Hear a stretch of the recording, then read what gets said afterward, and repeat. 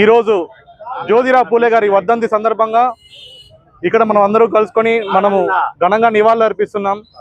అదేవిధంగా అందరూ తెలుసుకోవాల్సిన గొప్ప విషయం ఏంటంటే జ్యోతిరావు పూలే గారు మనలో ఎంతో మంది కులాలని చెప్పేసి వర్ణాలని చెప్పేసి మనం రకరకాలుగా విడిపోతుంటే ఆ కాలంలోనే కులాలన్నీ ఏవీ లేవు, అందరూ మనం ఒకటే, సంఘంలో అందరూ మనం అంతా ఒకటిగానే ఉంటాము అని చెప్పేసి ప్రతి ఒక్కరిలోనూ సరే కులాల వారిగా విభజించకండి అని చెప్పి మొట్టమొదట చెప్పినటువంటి వ్యక్తి ఎవరు అంటే అది జ్యోతిరావు బాపులే గారే.